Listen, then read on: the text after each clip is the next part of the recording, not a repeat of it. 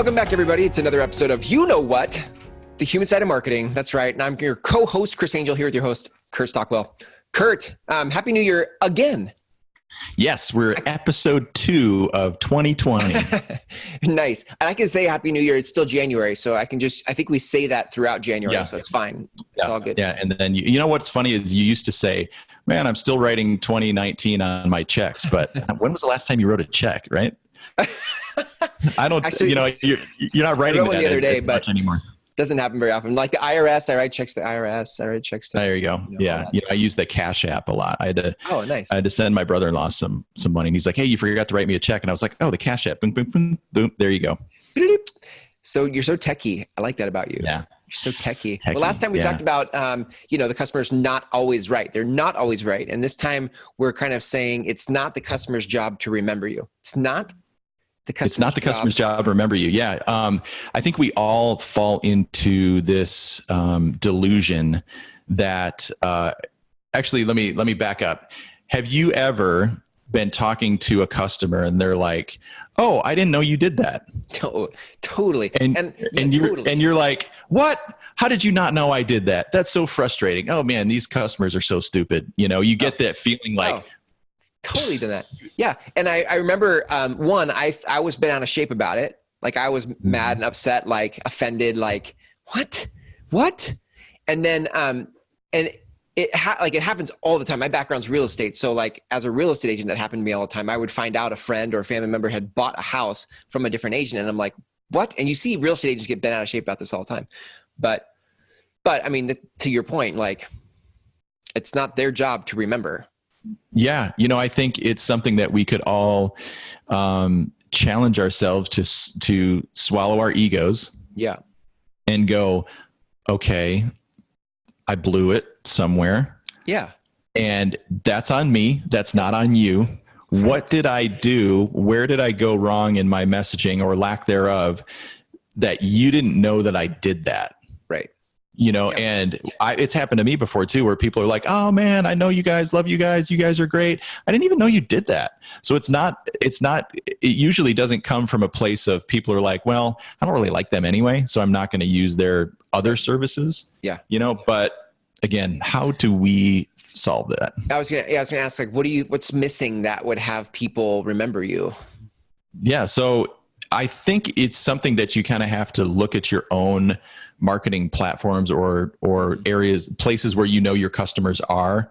Maybe that is social media, maybe it's not social media. I can't speak this morning. Media. Maybe it's media. Yeah, maybe it's social media, maybe it's not social media. Maybe it's email campaigns, maybe it's not email campaigns. Maybe it's when you get an opportunity to speak or present or networking, you probably have to do a self-assessment and go, where are my customers? Where are they hearing my message?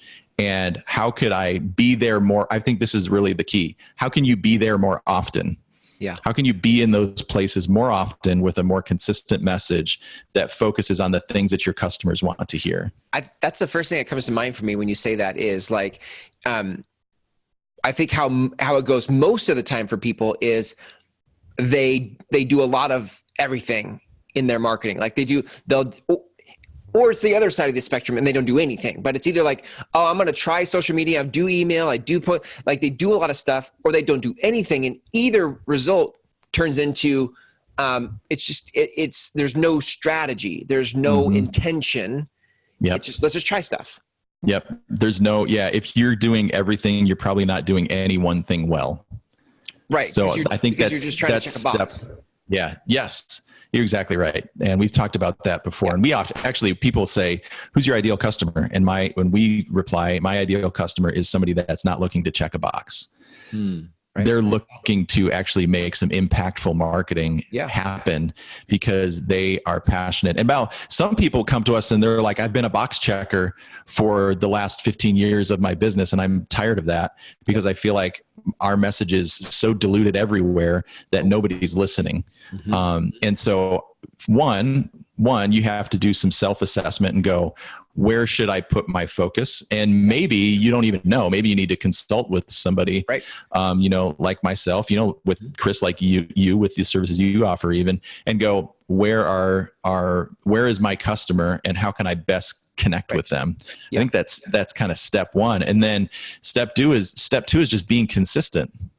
We're in such a distracted society. You have like seconds to grab people's attention, even people's attention who know you and love you. They're busy. Right. And so you have to, wherever you feel like you need to be, you have to be there often. Yeah.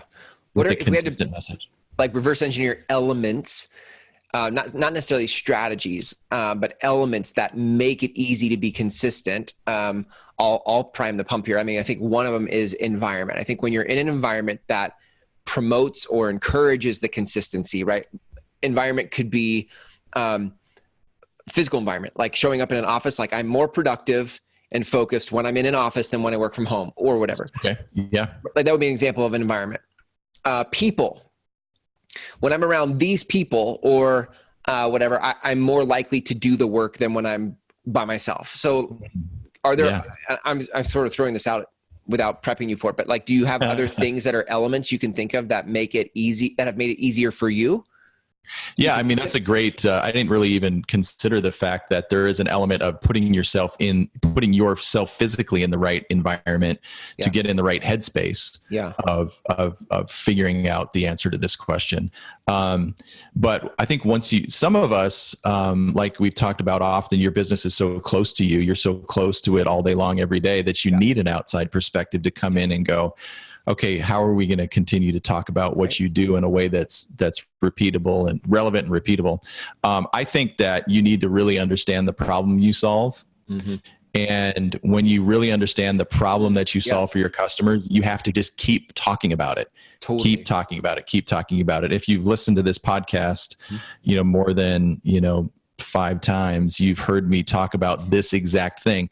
Talk about the problem you solve early and often, because that's really what people want to hear. They don't want to hear the nuances of your new, the new thing that you got at your office that you're super excited about. I remember working with a printer one time, and this is some years back, and I'm like, well, let's talk about, what do you want to talk about, in your marketing on your website? And they're like, oh man, we got this new printer, and this new printer is so amazing. And it's like the XG95000, laser, double-sided, whatever. And I'm like, are you selling these printers? They're like, well, no. We're creating the printed material.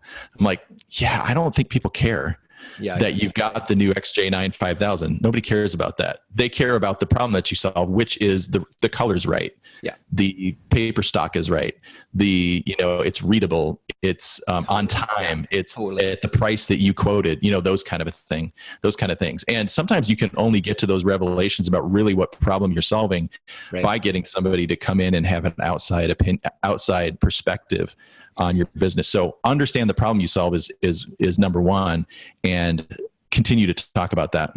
I like that as an element, if I think about it that way, because there's a lot of people who, the element would be, as I hear it, as you say it is, you have to know what you're saying. Like you have to know your message, because if you could have the right environment and you could have the right people around you, and then you show up to do something, but you don't know what to say. I see this all the time in marketing. People don't know what to say, and then they stop, and they're not consistent because they're not clear. To your point of clarifying messages, they're not clear about what they're saying. And whenever you're not clear, you feel dumb. And when you feel dumb, you don't show up. Right. Right. And really, when it comes down to this process of understanding the problem that you solve, your convictions are going to start coming up and maybe rising up for the first time in years. Mm-hmm.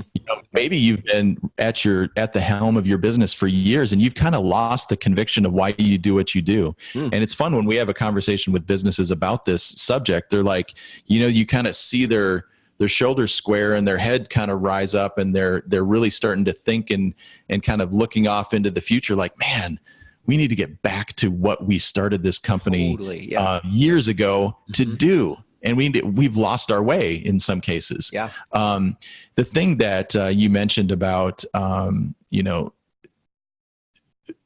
being indifferent, finding the right environment to share your message, Yeah. And having conviction about what you're saying is so important, because if you play the game of the next big marketing tool or algorithm or thing, you are going to get burned out. Yep. You might find some success. You might spike in some success because it's maybe a new little nuance to a way to connect with your customer. And it's this algorithm that's connecting them in a fresh, cool way. But if your messaging does not come through with clarity of the problem you solve, with conviction that you have to do it, then it's going to fizzle. And we talked, this is maybe a year or so ago, we talked about the idea of being a sharecropper. Yep. And a sharecropper doesn't own the land. A sharecropper is just working the land. And any one of those algorithms or social media platforms or, even certain lists that you might be on or be beholden to, many times you don't own that land. And when the rules change, you have to be able to shift. And if your success is only beholden to that land or that tool, and it's not really clear messaging, then you're probably going to be just lost and forgotten. Yeah, absolutely. I've seen so many people chase new tools because some influencer said, oh, you have to be here. Like if we go old school, you have to be on Twitter. You have to be on LinkedIn. Like LinkedIn's really popular. LinkedIn's getting all sorts of organic stuff. We got to be on LinkedIn. So I'll see people go to LinkedIn, but they're just as confused about what they're saying as before. So they're trying to post stuff on LinkedIn and it doesn't land. And they're like, dude, I tried LinkedIn. Everybody said it's popular, but I tried it. It didn't work for me. So LinkedIn doesn't work. You're like, no. Right. No, the tools always change. What doesn't change is the problem you're here to solve. Right. And never change. And you get this feedback from like, oh yeah, I saw you on LinkedIn, or I saw your post on LinkedIn. That's so great, or that's cool that you're doing this thing. And you hear that they got, like, going back to, it's not your customer's job to remember you.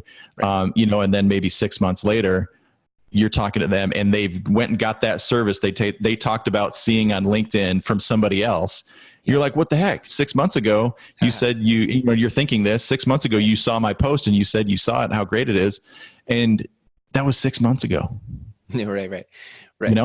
That was, in the world of marketing and how busy we are, that might as well be 6 years ago. Yeah. You have to show up early. You have to show up often with a message that resonates, and your customers want to hear about what you're solving, what problem you're solving for them. That's right. Well, those are really good elements. If we think about environment, people, and messaging as an element to be consistent, which is a little bit of a, that's not an obvious answer. Like, an element to be consistent is messaging. Like, that's not an obvious answer, but I think it's a really important one that most people overlook. Yeah. You see a lot of businesses will, when it comes to like a new product or a new business, they'll spend a lot of money on branding, the look, the logo, the maybe the building, the office space, and everything just looks crisp and clean and fresh and cool and new. And you might get a little bit of a spike in interest because something's shiny and new. Yep. But it's funny to me, these businesses who will spend all of that money on those shiny things and never take the time to really get their messaging right. Right. And then they look at the price tag of messaging and they're like, I don't know, when you just spent, I don't know how many thousands on all the other stuff. Yeah, you just spent, $50,000 on your space and your logo and your signage and all of these things. And somebody's coming to you and saying, hey, why don't you spend about 10, 15,000 on messaging that works? Right. Oh, no, that's too expensive. Right. Totally. Yeah. Because such the human condition, right? Like, our ego gets stroked so much from the way something looks and how that reflects on us. We're like, oh, my website is tight, or, oh, my space looks amazing. And there is this little thing it does for us. And we're like, walk a little taller and feel a little cooler. And to what? To what end? Like, people are just as confused about what to your point, they show up for a moment because it's something new. They're like, congratulations. They were intrigued by the shininess of it all. Right. But there's the substance of it is still missing because it's not that you don't have substance, but you haven't found a way to say it that lands. Right. And you haven't found a way to say it that has longevity and repeatability. Right. I always say this. I always say the words, it has to be memorable and repeatable. It has to be memorable and repeatable. I say this constantly because think about the lead or the word of mouth. Word of mouth leads are the best, right? Those are the least expensive kind of lead that you could ever get in your marketing. Right. In most cases, that word of mouth lead costs you very little to nothing. Right. Okay, word of mouth has to come from somebody who talked about you. Yeah. They have to talk about you in a way that they understand that's memorable and repeatable. They're repeating your message to somebody else. Right. Are they really repeating? Maybe they are repeating how cool your logo looks and how cool your space looks. But 6 months, a year later, that's done. Everybody's over it, and then you're looking at this and going, why don't people why aren't people as excited about our product anymore? Yeah, right. What's up with them? They just don't get it. People just don't get it. The customers just don't get it. Right. That's not their job. Right. It's your job to make them understand what you do in a memorable, repeatable way. Yeah. Oof, that's a strong place to end. Like that's really powerful. If people want to, let's just invite them to you. If people want to craft a memorable and repeatable message, how do they connect with you guys? So that's what you do.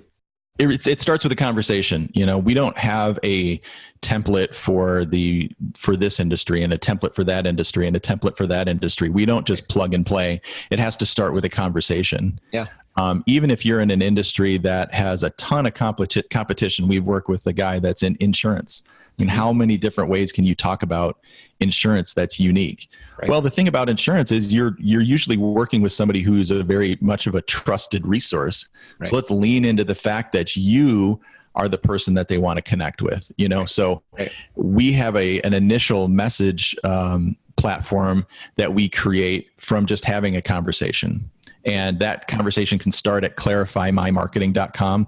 Go there and pick a time to just have a phone call, come into our office. If you're local to the Spokane area, if you're not, we can do it over a Zoom call. We work with people all over the nation. So clarifymymarketing.com, and just schedule a time to talk. It all just starts with a conversation. Love it. Awesome, Kurt. Good stuff, man. Well, Happy New Year again. It's still January, but we can see you. We'll see you next time. And I won't say Happy New Year next time. That's okay if you do. It's it's a new decade. How cool is that, right? Oh, I'll say happy decade. We're in a new decade. Yeah. All right, man. So good. Thanks a lot. Thanks, Kurt. See ya. Bye-bye.